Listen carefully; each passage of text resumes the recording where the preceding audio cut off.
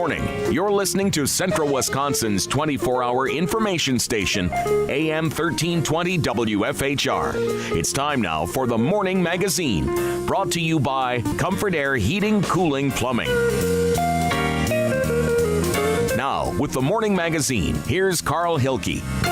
Thank you, Jerry, and good morning, everyone, and welcome to today's show on AM 1320 and streaming live at WFHR.com. We also welcome Jesse from Wisconsin Rapids Community Media. They're digitally recording us, video casting us for later broadcast on your cable system or on their website. And the reason why he's here is it's time for our monthly visit with Witt County Board Chairman Lance Pliml, and today he brought along a very special guest, Witt County Board Supervisor Bill Winch from District 9. And I guess buggy is your magic word today. Good morning, gentlemen. Good morning, Carl. How you doing? I'm doing good. How warm does it have to get for that wind chill advisory to end? It's going to be above zero, I guess, once everything gets right. The wind chill advisory is in effect like when we have wind chills of 20 to 30 below zero. Okay, because it's cold out there, so be careful. That's the big thing. Those are temperatures that can prove fatal, so careful where you are out there. Take precautions. Yeah, because you can have frostbite in like less than 30 minutes and this kind of stuff. Okay, let's talk about what happened at the Witt County Board last meeting, the whole issue of Amish buggy safety and everything else.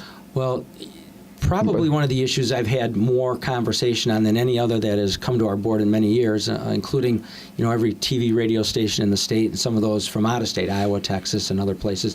Supervisor Winch certainly at the forefront of this. But generally what happened here is a couple of years back, Supervisor Winch was tasked by a couple of committees, the Highway Traffic Safety Commission, to come up with a way to make the highway safer for everybody who travels them. Both in this case, although the ordinance never mentioned the Amish community, though specifically, and everyone else who travels on those roads. So in the process, I guess what's frustrating is those who have not ever worked in government or don't understand the legislative process, or as you create an ordinance, the making of sausage isn't always pretty, but at the end of the day, typically you have something that's palatable to everybody.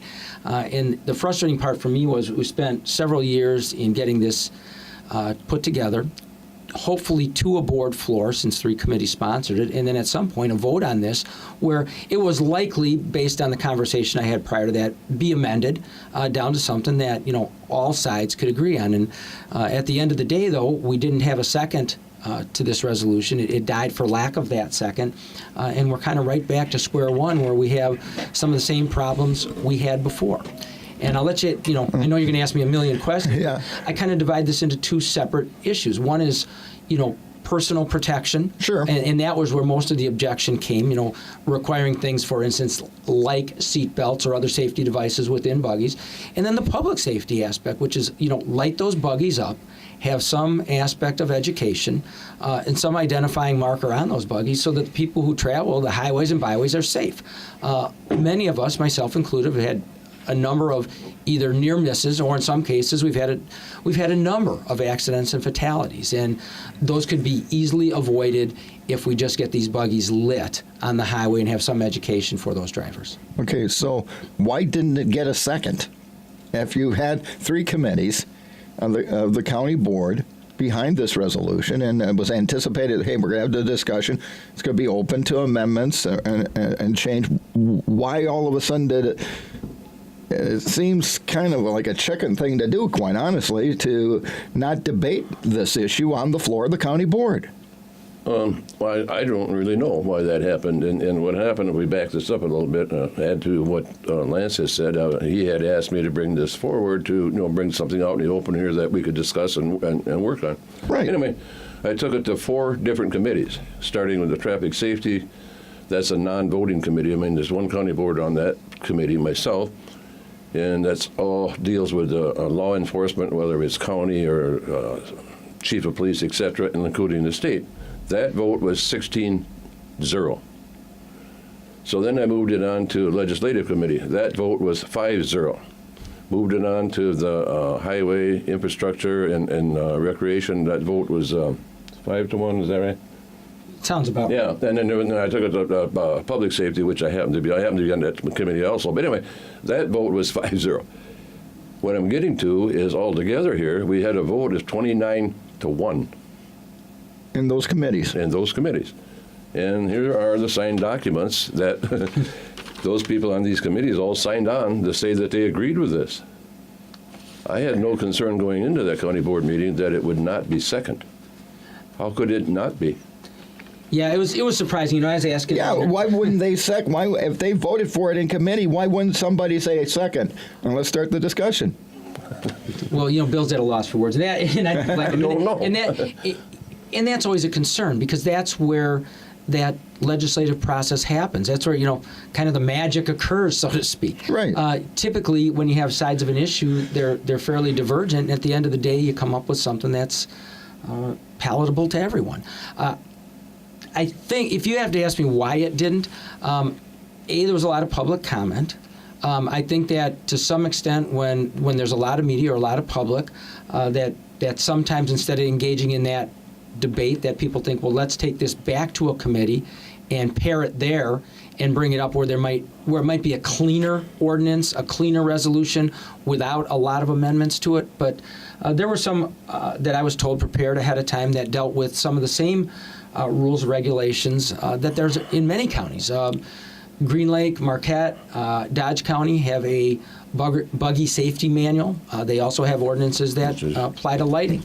Some states have regulations that apply to lighting, again, buggy safety, highway safety, in some cases, other issues that might involve those. But so I was asked the other day, they said, is it unusual that something comes from committee and doesn't get a second? I said, it's unusual. They said, is it unusual that it comes from 3 committees and doesn't get a second? I said, I've never seen that happen before. That's highly unusual. At the end of the day, I think the important thing is, we've had a number of people in this community who have been involved in accidents, whose lives have been changed forever because they hit an unlit vehicle on a highway at night. And we need to solve that issue. And so the lighting issue, I think if that came back to the board fairly clean, we're going to light, we're going to educate, and maybe some way identify who owns the buggy. And when I say who owns the buggy, it oftentimes involves a lot of dollars, your taxpayer dollars, in just trying to identify, for instance, who was hit, who was injured, and who was killed. What families do we notify? Because not all of the drivers of those vehicles, those buggies, are local. Sometimes they're coming in, some of them are from Wood County, some might be coming in from Clark County or other locations. And that's why we're looking long-term, and Mr. Winch is, and we've had some conversation with the legislature, to have wide-ranging regulation that's statewide. I was going to ask you, is there anything statewide right now? There's a couple bills that are out there looking for additional sponsorship right now. There's both an assembly bill and a companion Senate bill that have been introduced, I understand, that are moving in that direction. Can I highlight that, Lance, in that what I just gave him is a copy of the state bill out there, and this has to do with the lighting. 2 headlights, 2 taillights, and reflecting dome light in the center on the back. That was in this resolution ordinance. The problem with this, if you look at the last sentence here, here we go. A law enforcement officer shall issue the person a warning notice and may not issue a citation. What good of is that without having a law without a citation? You hit the nail on the head. In our ordinance, there would have been a citation. But I should back this up a little bit. When I decided to put this together, I referenced this buggy manual from the 3 counties here in Wisconsin. The brochure that was put together by the county, it's a 3-page pamphlet. The health department, emergency management, and the sheriff's department put this together. And this is where the car seat idea came from. That came from the health department. What I'd like to point out is these issues that we discussed in this resolution are not necessarily my ideas. They came from other publications. There's another publication here, well, it's a newsletter from the Farm Bureau. They are supporting the slow-moving vehicle sign. They considered rubber horseshoes and also the vehicle registration. That's where that idea came from. Okay. We And now, didn't- are these communities dealing with Amish folks? Right, exactly. So why can they deal with it there and we can't? Well, just back that up a little bit. Since this whole this meeting of ours, I got a call from a county board supervisor in Monroe County. They've been trying to get something done in that location for, I thought he said, 25 years.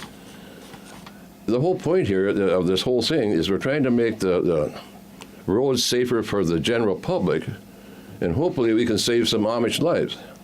The comment was made that if we did this, that the Amish would move out. I'd like to turn that around and say, would they not move in because it's safer for them and for us? I mean, that would be my thought process, and that's my thought, is we're trying to make the public roads safer for us and for them. Yeah, Carl, we've had some compliance. Although the resolution never mentions in any way in this the Amish community, realistically, anybody who's out there driving around realizes that the preponderance of horse-drawn vehicles on the highways are those from the Amish community. So in effect, we're dealing with that to some extent. We have pretty significant compliance from a number of the families or groups and the bishops. The problem is we don't have compliance from all of them. And it was interesting when people said, well, how did the phone calls come in on this? I said, surprisingly, the phone calls were split about 50-50 between, don't do anything and you need to have some level of regulation. I was then asked, how many calls did I get from the Amish themselves? And I said, not a lot. But they were there in force at the meeting, I think, to show, what side of the issue they might be on at the end of the day. We have trucking companies. We have people coming over hills at 55 miles an hour driving a 22-ton dump truck. And if you have a vehicle in front of you that's not lit, that's going 5 miles an hour, 10 miles an hour, it's a danger to everybody. If they swerve, they put themselves in peril. If they continue straight ahead, they probably have the opportunity to hit that slow-moving vehicle. We just want to be able to identify them. And, when I hear people say things like it's a constitutional infringement, well, I would argue with you that the law that requires me to wear a seatbelt is a constitutional infringement. It isn't, because it's not mentioned in the Constitution. Yes. Seatbelts are irrelevant. It's an irrelevant issue. And when I hear that it's in some way an infringement on religious rights, again, I disagree. If my church decides that I don't have to wear seatbelts or that I don't have to drive 55, I can drive 85, when I'm using a public highway or byway, there's some rules and regulations that have to apply. So It applies to everybody. It applies to everybody. So moving forward, we're going to have to get some compliance on the lighting issue. We had one 17-year-old girl in the state who killed a couple of young Amish people, and their lives are ruined. They have to live with that every day, every single day, when they go to bed. And I also had a conversation with one Amish individual who said that they were concerned because they did light their buggy, their vehicle. In this case, it was a horseback type incident. They said, and they were basically told to remove the lighting because it didn't comply with what their beliefs were.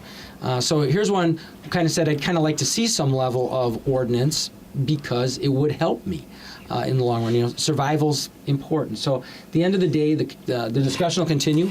Like I said, Mr. Winch really has been at the forefront of bringing this, to the point it has been. But it was done at the request of several committees, the Highway Traffic Safety Commission, the state of Wisconsin, and the resolution as it read, some people thought too restrictive, but I'm sure you'll see it come back with what I'd call the common sense approach. And at that point, in conversations I've had with people in the meeting, with the comments that were made, I think you'll see that pass. If you're just joining us on the Morning Magazine, welcome. We're getting our Wood County update with Wood County Board Chairman Lance Pliml and District 9 Supervisor Bill Winch, who is here. We're talking about the whole buggy issue. So how will this be resolved? You just gave a scenario. So what will be what do you anticipate being in an ordinance that can get approved, be enforced, and be followed so we don't have tragedies? Well, I'm not sure how we should go from here. Like I said, I took it to 4 different committees. It was all approved, 29-1. Yeah. So I don't know where do you go from here. And they're talking like as if we're going to bring it back through the Public Safety Committee. And they're going to talk about it and adjust it or whatever they may do. But hopefully we can get something done here before somebody else gets killed. That's the whole point. Yeah, it isn't an if, it's a when. It's happened throughout the state. It happens more often than we would like to see. And besides the fatalities, there's a lot of near misses that occur that affect people and vehicles. So, the Public Safety Committee will take on this mantle. They said they were going to have a special meeting to deal just with these issues, to discuss those. We'll continue through both our health departments, our emergency management, and our sheriff's department to try to get buy-in from everybody. And then at the end of the day, I think the parts of this ordinance that were proposed that relate directly to public safety will pass. Those that were related to basically, individual safety or safety to those that ride in and on those vehicles probably won't be addressed. So we're looking at basically a bare bones ordinance that will just say have signage or lighting, signage, some level of education within their education system. Maybe somewhat along the lines of snowmobile or ATV safety courses. One of the things we need to comply with are rules of the road. Somebody made a comment to me, and sometimes I will bring something forward that's a little bit absurd to make a point. But somebody said to me the other day, if I took my young children out and I put them in a wagon, a dark-colored wagon, and I dressed everyone, including myself, in dark colors, and I decided to pull that down the middle of the highway at night, I'd likely be charged with some form of child neglect or child endangerment, and there'd be some kind of criminal element to this. And all we're saying is, if we're going to operate on those roadways at night, we need to be visible. Everybody, whether you're driving a tractor, a buggy, an ATV, a UTV, whatever it is, we're just trying to make it a little safer. So I think those meetings will continue. I think that you're going to see this back on a board floor in that kind of condensed version rather quickly. Do I think you'll see an ordinance that includes seatbelts for the occupants? The answer is no. Do I think you'll see one that requires windshields? I don't think so. But there may be some requirement for visibility, forward, backward, and out the sides, whether that's a mirror or some other way to comply, or some way to keep people to the far right side of roads. I just think you'll see that happen. At the end of the day, I hope common sense prevails. Well, you would think so. You would hope so. But I just find this amazing that you can get in committee, through the committee process, an overall vote in these four committees of 29-1, and when it got to the floor of the county board, there wasn't even the decency of someone saying a second, so there could be a discussion. That to me is cowardly. I'm being quite honest with you. That's cowardly. I have to agree with you, and I can't understand how that happened, but it did. So we have to deal with that, and we have to move on. Mm-hmm. And some of these things that are in here, I talked to the Amish several times. But anyway, after that meeting, for example, the rear view mirrors, and that was in here. And the one individual I talked to, he said, well, I already have a rear view mirror. Well, that's fine. The other issue that I think is crucial in here is they now have windows on the side of their buggies and the back that are about as big as a checkbook. My point is, you can't see us, so how can you react to what might be around you? And just as an example now, the day that I came to the county board meeting on Tuesday, I'm coming east of Vesper on Double H. There's a buggy ahead of me. I'm about to, pull around him and get, past him. He turns left. Never even seen me. And part of the reason that I brought some of this forward, well, there's a couple of reasons. If you look at District 9 in Vesper and up toward Arpin and et cetera, that whole area, that's where there's a lot of Amish. So we have a lot of Amish traffic. Consequently, I get calls from a lot of people. I had another one this morning, a conversation with a lady that almost hit two of them walking side by side on the road. Well, we'll go back to the county board day. Anyway, I went north of my residence onto County Trunque. I didn't meet, there was a thrash machine in my lane of traffic. No markings on it whatsoever. I pulled around it to pass it, and they got two horses attached to it, and they happened to be defecating, which that's also in here to catch that. Get down the road a little bit, and there's an adult woman walking with a 3-4-year-old child on the wrong side of the road. These things, and then another one thing that came about on the corner of 186 South and K, I've had this happen twice on that location. About a month ago, somewhere in that neighborhood, I came around that corner, there's an Amish buggy in my lane. There's an oncoming car. Leaves me with three choices. Hit that car head on, hit the Amish, or drive down in a 20-foot ravine ditch. It was lucky that car got by quick enough so I could duck around that buggy and get back in because it's a double yellow lane. That goes to the driver education scenario. My personal feelings are that they should have to take a written test just like all of us do, so they know what the laws are, what the symbols are, traffic etiquette, etc. That's for their safety and ours. I don't want to run over these people, and I don't want to. I don't want to see anybody get killed, and I don't want to kill anybody. And that's what I find amazing about this. I would think they would go, yes, we need to find a way to treat. We don't want to be killed on a county highway, and let's work out something. This sounds crazy to me. Well, we have to be, the comments have been made in a lot of ways. Some of the accidents have involved somebody who may be an impaired driver, for instance. I don't excuse that. You're right, that shouldn't occur. But we can take all of the factors out of this equation to some extent and make it safer. You need to be cognizant when you pass a buggy, the proper way to do it. We need education for those who are driving vehicles. But at the end of the day, there's vehicles that travel our highways that are not from this local area, that have no awareness of the fact that there could even possibly be a slow-moving vehicle to that extent on the highway, unlit and dark at night. They don't know. So, right. I travel across the country. I tend to not know if I'm in particular areas that would or would not have that probability. So as we move forward, we'll continue down this road. The goal at the end of the day, as Supervisor Winch said, is make it safer for everybody. And we don't want anybody getting hurt. I don't want anybody getting hurt, and I think that we will see that moving forward. Well, here's another point too, and I've had this happen. You come around a corner, that same corner I'm talking about, and this is when when they first moved in here. Come around the corner and there's two red lights. I'm driving along at 55 miles an hour, and then no big deal. That's another vehicle, right? Wrong.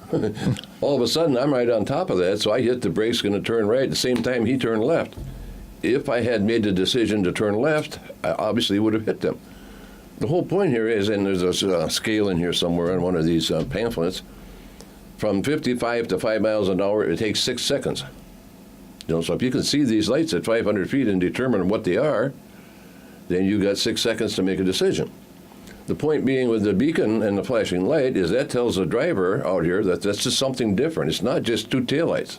Yeah, it's a slow-moving vehicle. The beacon would tell me that's a slow-moving vehicle. I got to slow down way sooner. Exactly. That's all we're trying to do, and it seems like, well, I got labeled as an Amish hater, and that's not true. Not true at all. I think at the end of the day, this was done out of how do we make it safer, and then it gets rumor and innuendo spread way faster than fact, and those people that I've had on the phone with me at the end of the day, every single one of them said, I agree with the premise of what you're trying to do when further explained to me.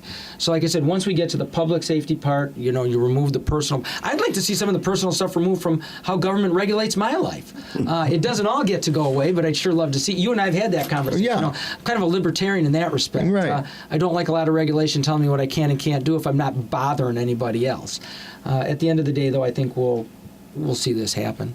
Statewide, I think we'll see it happen. Well, I'm hoping that's what happens. If you get everything set up uniformly across the state, so no matter where you're at, if you're in Calumet County or wherever you might be, and you see this, design on the back, just like a school bus. Right. Same difference. Or the other scenario is that if we could get this all put together, it's going to make some sense. I mean, I'm not a regulation person. I despise regulations. But there are regulations that are necessary. Like, for example, there has to be a regulation, we must all drive to the right of the center lane. Yeah. That's pretty obvious. Well, it's like you said, there's common sense regulation so everybody can travel and do so safely. That's what we're talking about here. Exactly. That's it. That's all we're talking about. What you do on your own property, when you do it, how you do it, That's I don't think anybody cares. But when you're traveling those roads... When you're on a public roadway that everybody uses, follow the rules that everybody follows. And the general rules of the road, as Mr. Winch alluded to, stop signs, yield signs, double yellow lines, all of those things that pertain. We're hoping that we're able to institute some level of education with those groups. Well, I wish you well. And I guess, folks, if you feel passionate about it, Call Call. Hey, my number's in the book. Can I touch on something real quick? Real quick. Powers Bluff. It isn't open this week. We need a little bit more snow, about 6 inches. We're trying to get there. Other than that, we're kind of ready to go. Tubing sessions 10, noon, and 2 once we get open. Okay. Guys, thank you so much. I know it's a difficult issue to talk about, but I thank you for your time. Happy New Year. Let's get this done. Okay. Thank you, guys. Happy New Year, Carl. Yep, thank you. And that's going to wrap up part 1 of the Morning Magazine here on AM 1320 and WFHR.com. We also thank Jesse from Wisconsin Rapids Media for being here today as well.